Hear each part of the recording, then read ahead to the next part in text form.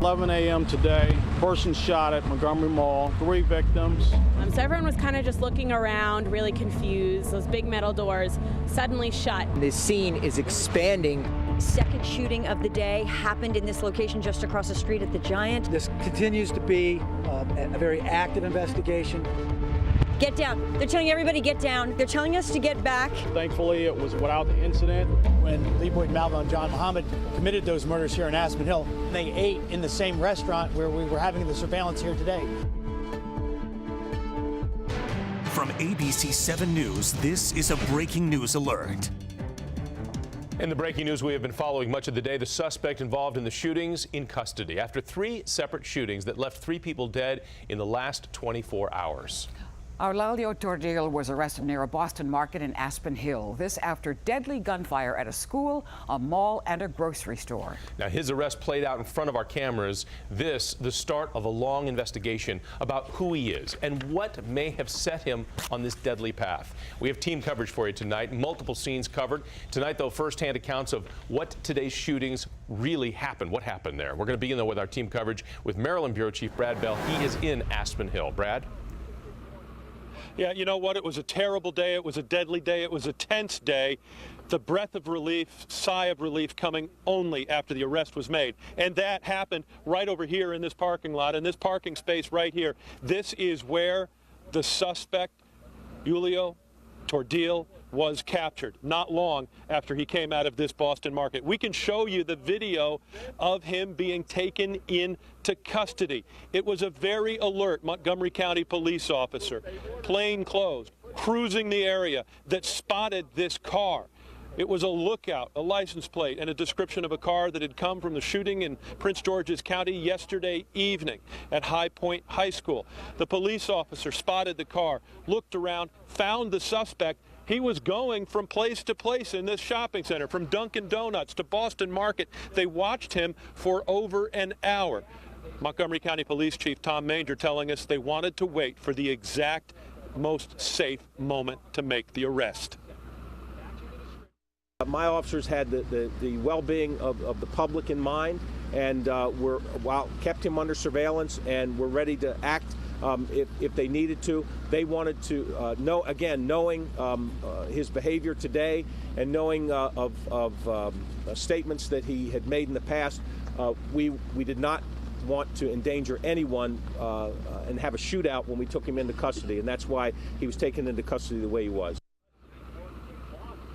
So the chief talking about what he did today, and that was shooting 3 people at Montgomery Mall, and then shooting someone near where I am now and killing someone. 2 people killed today. But this all started yesterday at High Point High School, a crime that we covered extensively yesterday afternoon. And that is when the suspect in this case, Eulalio Tordil, shot and killed his estranged wife, Gladys, in the parking lot at High Point. He confronted her there in his rented car. It was unknown to her. A man tried to intervene in the fight. That man shot in the shoulder. Tordil then turning the gun on his estranged wife, shooting her multiple times and killing her. What we have learned tonight is what had been going on in their relationship. She sought a peace order. We've read that document. She was accusing him of molesting the 2 children that they brought here from the Philippines, of subjecting them to what she called a militaristic lifestyle, punishing them by locking them in a dark closet. And she also told the court that he threatened to harm her if she left him. So you heard the chief make some references to they feared what he would do. He had made statements that he would harm her, and police believed he wanted to go out in a blaze of glory. He essentially wanted police to kill him, and yet he was wearing bulletproof vest, and when he was confronted, he readily gave up.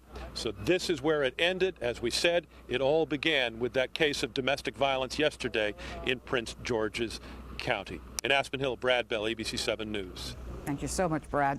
And as we told you earlier, Eulalio Tordil was arrested right in front of our cameras. In the chaotic moments before that, Kimberly Souters was at the scene. Police told her and her photographer to get back and get down. Kimberly is live now with what she saw and experienced. Kimberly? That's exactly right, Maureen. We want to give you a quick timeline here. We came out to this Giant just before noon today because we heard reports of a woman who had been shot. She died of her injuries. We were told to stand down at that corner there. That's Connecticut Avenue in Aspen Hill. We were wide out in the open. Around 1 o'clock then, police came to us and said, we believe the shooter is in the area. You need to post up next to your vehicle or inside your vehicle. We decided to post up here, and we put our live truck right here in the Kohl's parking lot. Now, come back to me 3:45 this afternoon, live on our air, and we're going to show you in just a moment those tense moments where police told us to get back, get down, and this is why. Just at 3:45 in this parking lot here, just about 50 yards from us, is where the arrest happened. Take a look at the video we were able to capture and show you live as it happened this afternoon when Tordil was surrounded by Montgomery County police officers, some undercover, some in uniform. He came out, put his hands up. They were able to arrest him. They also towed away that rental car. The lookout information was excellent. It was spot on. One of our photographers was close enough to see that rental car was damaged. We don't know if it was damaged by an officer trying to stop him or if he did that himself. All right, now to those tense moments right as the arrest was happening. Let's listen in to that moment. Shelter to get in our vehicles, to post up right next to our news vehicles. Okay, something's happening here. Let's move the camera, Frank, back. Get down. They're telling everybody get down. Why don't you leave the camera where it is? Frank, let's back up. Move back. All right, we're moving back. We're moving back. They're telling us to get back. Be safe, Kim, above all else. Yeah, just leave the camera Follow there. their orders, and we'll absolutely. No, get back. Okay, all right. So at that moment, we left our camera on the scene. We actually, Frank Becker, photographer, and I took shelter behind this tree to watch the arrest unfold before us. We also learned after the fact that the alleged shooter had had lunch inside that Boston market. Let's listen now to an employee who saw it all unfold as well. I can't believe he killed somebody across the street. Then he came to Boston Market and ate for an hour calmly, and then he just walked out and the police cornered him right there in the car as he was going to the car.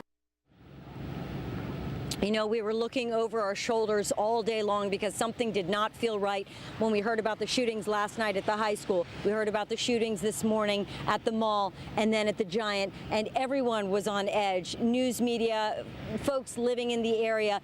None of us knew that the alleged shooter was just over our shoulder for hours all day. Apparently, Montgomery County Police had him under surveillance, and as you saw, it was a peaceful end to a terrible and deadly rampage. Reporting live in Aspen Hill, Kimberly Souters, ABC 7 News. Kimberly, thanks. And the violence began this morning at Westfield Montgomery Mall. 3 people there shot in the parking lot.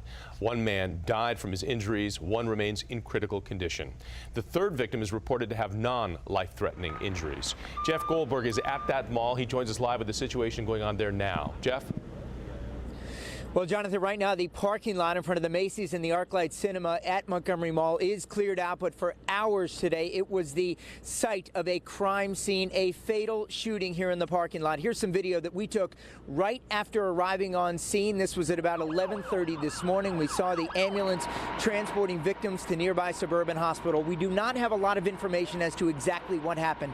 There was some kind of an altercation, some kind of an interaction between the shooter, the suspect, and one of the victims.